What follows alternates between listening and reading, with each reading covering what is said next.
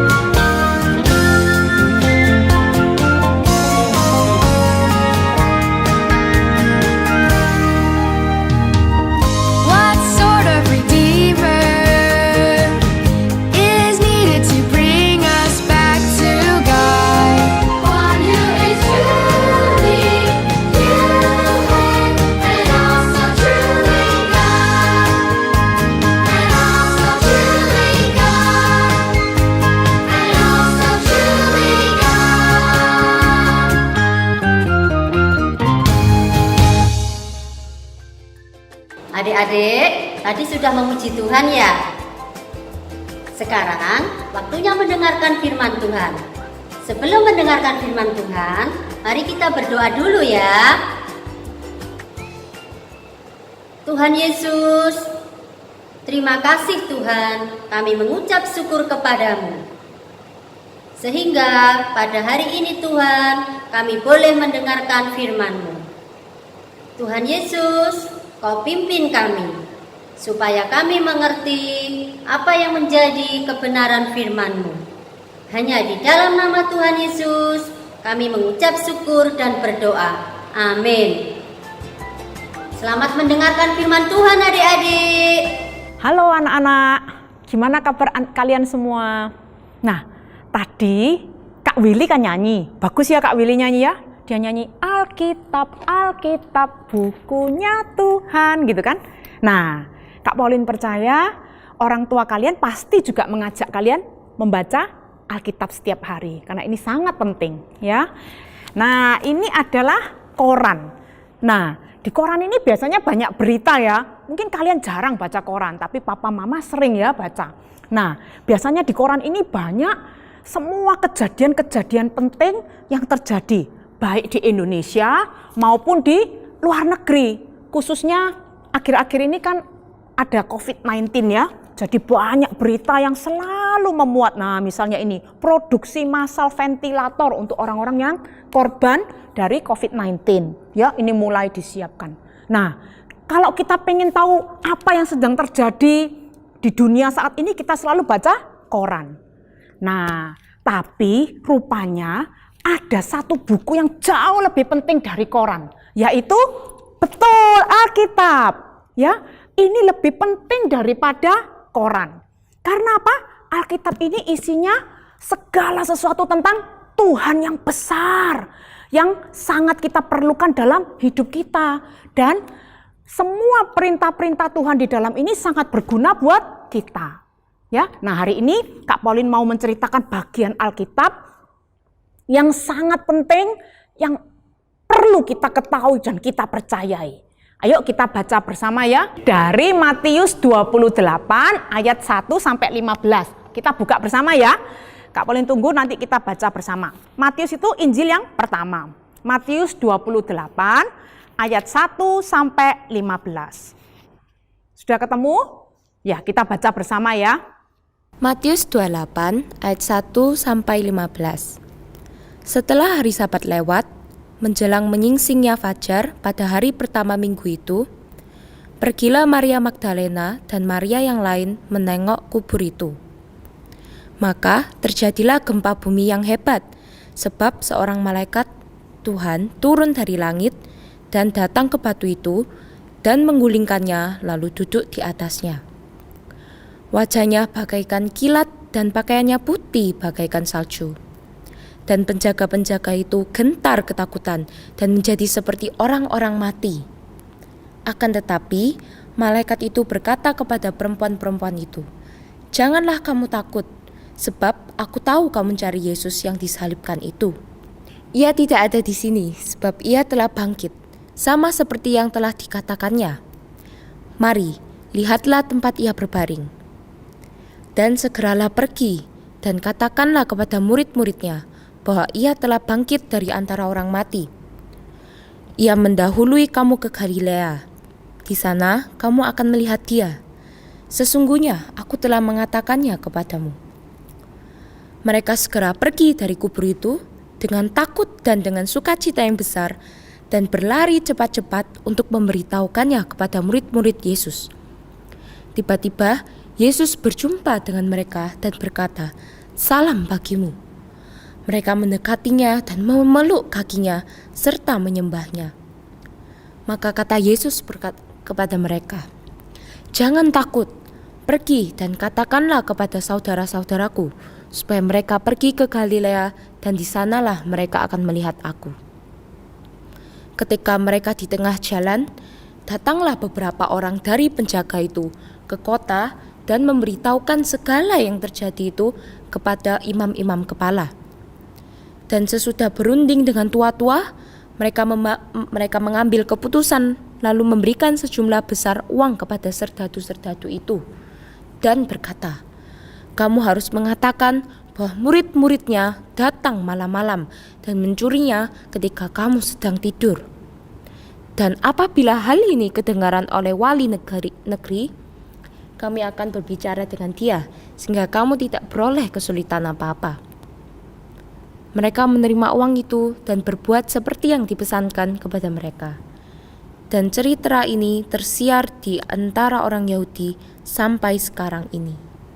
Nah, setelah selesai Matius, kita akan lanjut membaca kitab Yohanes, Injil Yohanes. Injil Yohanes ini adalah Injil yang keempat. Yohanes 20 ayat 3 sampai 10. Kita baca bersama ya. Ayo Kak Pauline tunggu, kalian semua buka. Kita akan baca bersama Yohanes 20 ayat 3 sampai 10. Sudah? Yuk kita baca bersama. Yohanes 20 ayat 3 sampai 10. Maka berangkatlah Petrus dan murid yang lain itu ke kubur. Keduanya berlari bersama-sama, tetapi murid yang lain itu berlari lebih cepat daripada Petrus sehingga lebih dahulu sampai ke kubur. Ia menjenguk ke dalam dan melihat kain kapan terletak di tanah, akan tetapi ia tidak masuk ke dalam. Maka datanglah Simon Petrus juga menyusul dia dan masuk ke dalam kubur itu. Ia melihat kain kapan terletak di tanah. Sedang kain pelu yang tadinya ada di kepala Yesus tidak terletak dekat kain kapan itu, tetapi agak di samping di tempat yang lain dan sudah tergulung. Maka masuklah juga murid yang lain yang lebih dahulu sampai di kubur itu, dan ia melihatnya dan percaya. Sebab selama itu mereka belum mengerti isi kitab suci yang mengatakan bahwa ia harus bangkit dari antara orang mati. Lalu pulanglah kedua murid itu ke rumah. Nah, minggu lalu kalian sudah mendengar ya bahwa Yesus itu benar-benar mati. Yesus bukan cuma pingsan, tapi Yesus benar-benar mati dan dia dikuburkan. Tapi semua murid Yesus takut, mereka tidak berani mengikuti ketika Yesus disalib. Mereka tidak mau ditangkap bersama dengan Yesus. Mereka tidak mau dihukum bersama dengan Yesus. Sehingga mereka semua lari meninggalkan Yesus. Di dalam ketakutan murid-murid, mereka lupa perkataan Yesus yang sangat penting. Ada yang ingat perkataan Yesus apa itu? Ya, Yesus berkata bahwa dia tidak akan tetap mati. Tapi pada hari yang ketiga, Yesus akan bangkit kembali. Nah, hari ini kita akan melihat bahwa Yesus senantiasa melakukan apa yang dia katakan. Yesus tidak pernah salah, tidak pernah lupa apa yang dia katakan.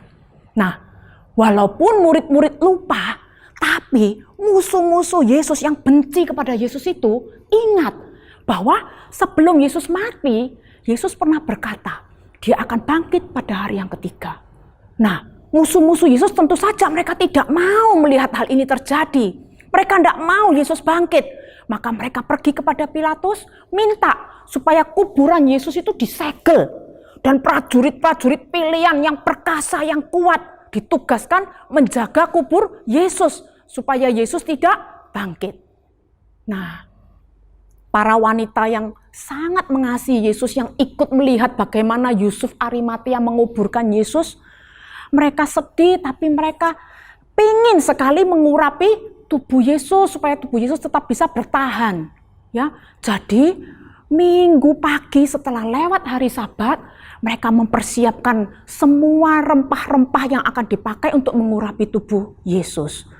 Mereka mulai berangkat, tapi mereka tidak tahu kalau kubur Yesus disegel dan dijaga prajurit. Yang artinya mereka pasti dilarang masuk, tidak boleh masuk.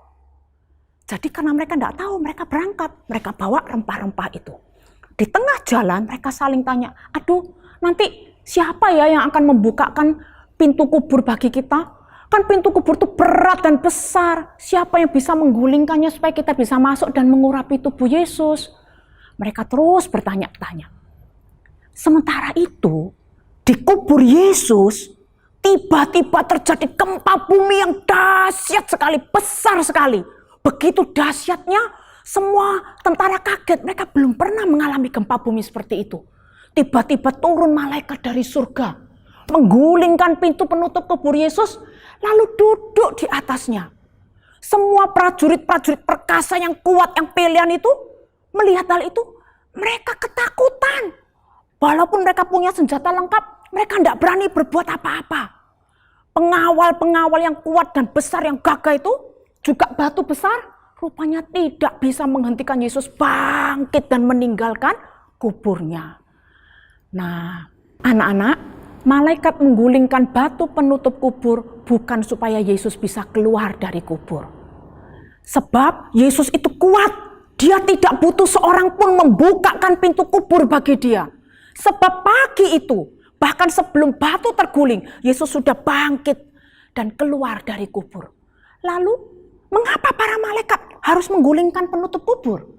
Oh, ternyata para malaikat menggulingkan penutup kubur supaya wanita-wanita yang tadi seharusnya tidak boleh masuk kubur itu bisa masuk ke dalam kubur dan bisa melihat dan memberitahu orang lain bahwa Yesus itu sudah bangkit. Akhirnya ketika para wanita itu sampai di depan kubur, mereka heran. Para prajurit itu seperti orang mati, kata Alkitab, saking takutnya mereka. Mereka melihat batu yang besar yang kuat itu sudah terguling sehingga mereka bisa masuk ke dalam kubur. Nah, tapi waktu mereka pelan-pelan dengan hati yang gelisah masuk ke dalam kubur, mereka tidak menemukan tubuh Yesus. Melainkan mereka melihat ada malaikat di dalam kubur Yesus. Di manakah Yesus? Di mana? Ada yang tahu? Tapi malaikat berkata kepada para wanita ini, "Jangan takut. Aku tahu kalian sedang mencari Yesus. Ia tidak ada di sini. Ia telah bangkit sama seperti yang telah dikatakannya." Wow, luar biasa bukan perkataan malaikat ini? Ayo kita ulang bersama ya perkataan malaikat yang berwarna merah itu. Semua ulangi bersama Kak Paulinnya. 1, 2, 3. Ia, yaitu Yesus, tak ada di sini. Ia telah bangkit sama seperti yang telah dikatakannya. Lagi sekali ya, 1, 2, 3. Ia tidak ada di sini. Ia telah bangkit sama seperti yang telah dikatakannya. Wow, luar biasa. Yesus lebih kuat daripada kematian.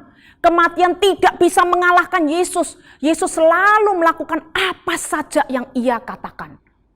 Mendengar perkataan malaikat itu, para wanita ini gembira tapi juga takut. Mereka segera lari meninggalkan kubur Yesus. Mereka berlari mencari murid-murid Yesus untuk memberitahu apa yang sedang terjadi.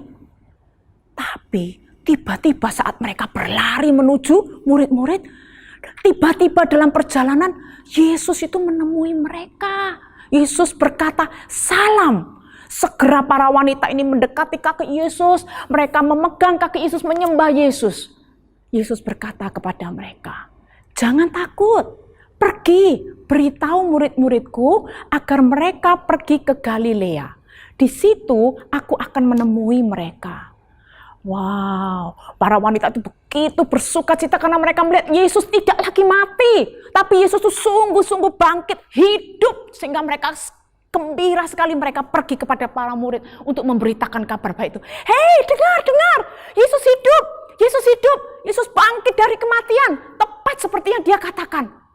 Mendengar itu, para murid tercengang, mereka kaget, mereka heran. Mana mungkin. Dua murid Yesus, yaitu Petrus dan Yohanes, mendengar berita itu, mereka segera berlari menuju kubur Yesus untuk memastikan apa yang sesungguhnya terjadi. Rupanya Yohanes larinya lebih cepat dari Petrus. Ya, begitu Yohanes sampai di depan kubur Yesus, dia menjenguk ke dalam. Dia lihat kain kafan yang tadinya membungkus tubuh Yesus tergeletak di tanah. Tapi tidak masuk ke dalam kubur Yesus. Dia cuma, wah, tidak ada tubuh Yesus, cuma ada kain kafan. Tapi begitu Petrus tiba setelah Yohanes, dia segera masuk ke dalam kubur Yesus dan dia melihat kain kafan itu ada di tanah. Lalu kain pembungkus kepala Yesus juga tergeletak di sampingnya dan sudah tergulung. Melihat Petrus masuk, Yohanes ikut masuk. Dan mereka melihat tubuh Yesus sudah tidak ada di dalam kubur. Maka mereka percaya bahwa Yesus sungguh-sungguh bangkit. Rupanya selama ini mereka belum mengerti isi kitab suci yang mengatakan bahwa Mesias, yaitu Yesus Sang Penyelamat itu harus menderita, harus mati, tapi dia akan bangkit pada hari yang ketiga. Sementara itu, beberapa prajurit tadi yang ketakutan ketika gempa bumi dan malaikat turun, mereka segera pergi ke kota. Mereka memberi tahu pemimpin-pemimpin Yahudi tentang apa yang sudah terjadi. Mendengar cerita prajurit itu, apakah pemimpin-pemimpin Yahudi itu kemudian menjadi percaya kepada Yesus? Bahwa Yesus itu adalah penyelamat yang dijanjikan Allah yang mati dan bangkit kembali? Sayangnya tidak, anak-anak. Para pemimpin Yahudi ini tetap tidak mau percaya. Mereka malah ambil sekantong uang, memberikannya kepada para prajurit dan berkata, "Kamu harus berbohong. Katakan ya, kalau murid-murid Yesus datang di malam hari, mencuri mayat Yesus waktu kamu sedang tidur. Oke?" Wow, sayang ya, sesuatu yang begitu dahsyat, begitu mulia, begitu ajaib terjadi. Seorang anak Allah yang turun, mati mengampuni dosa manusia, tapi yang bangkit kembali. Allah yang berkuasa, tetapi pemimpin Yahudi tidak mau percaya. Tapi murid-murid Yesus begitu bahagia, mereka melihat Yesus bangkit kembali, Yesus tidak mati selama-lamanya. Anak-anak, Yesus itu adalah Allah yang berkuasa. Dia berkata, "Aku akan bangkit pada hari yang ketiga," maka dia sungguh bangkit. Tidak ada yang bisa menghalangi Yesus bangkit dari kematian.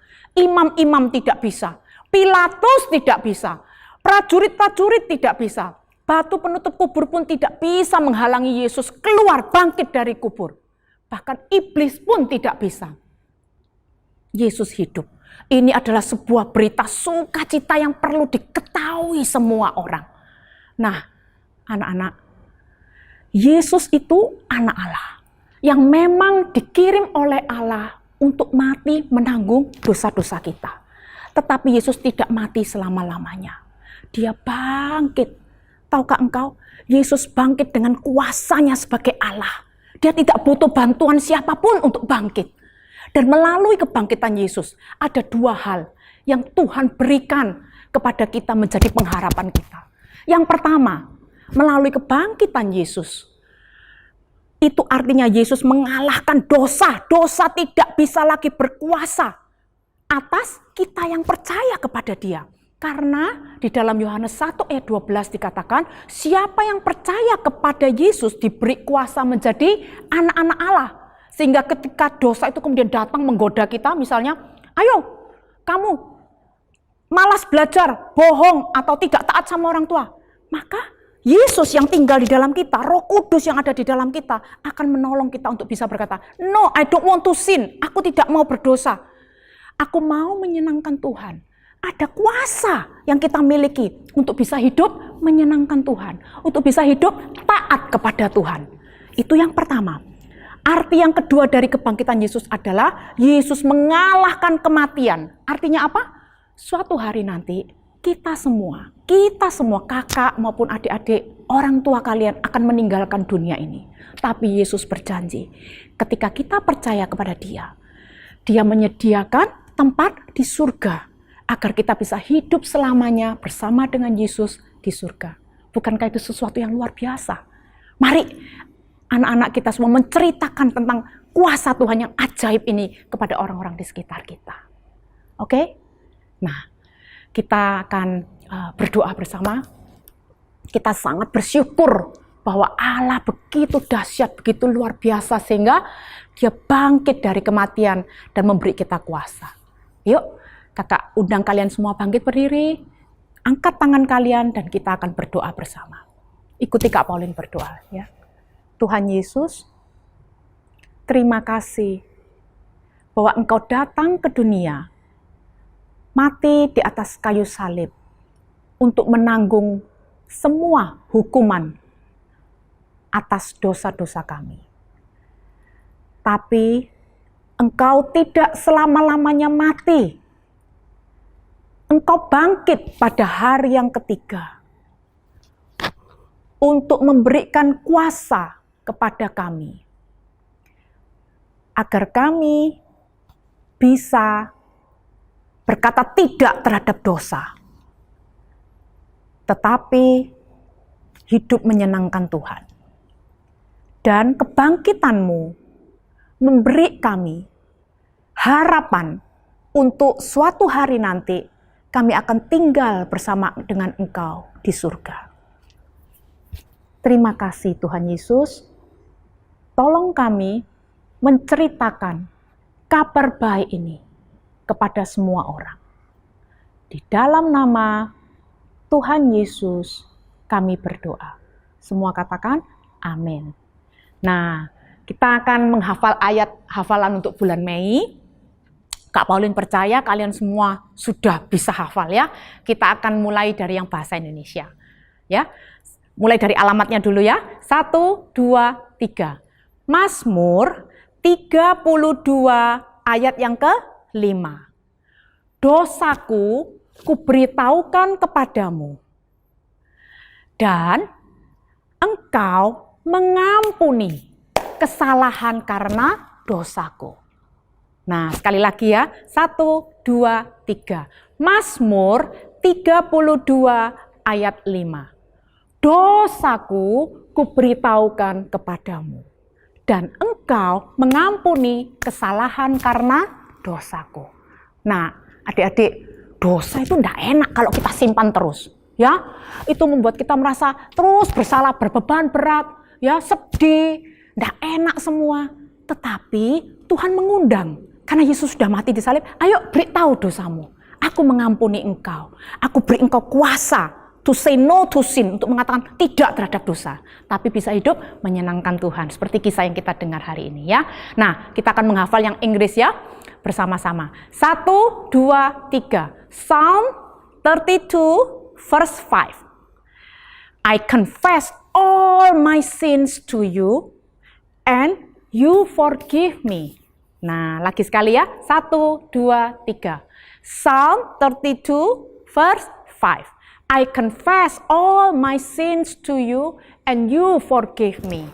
Puji Tuhan ya, karena Tuhan penuh kasih kepada kita, sehingga Dia mengampuni dosa kita, mengangkat kita jadi anaknya, dan kita bisa hidup memuliakan Tuhan.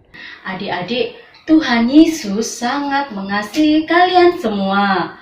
Maka dari itu kakak berpesan, kalian jangan lupa untuk membaca buku renungan harian setiap hari dan membaca firman Tuhan, karena Tuhan sangat mengasihi kalian semua. Kakak juga berpesan buat kalian untuk makan makanan bergizi. Setiap hari berjemur di bawah sinar matahari dan berolahraga supaya tubuh kalian tetap sehat. Setelah itu kalian mencuci tangan adik-adik. Oke adik-adik, sampai jumpa. God bless you. See you next week.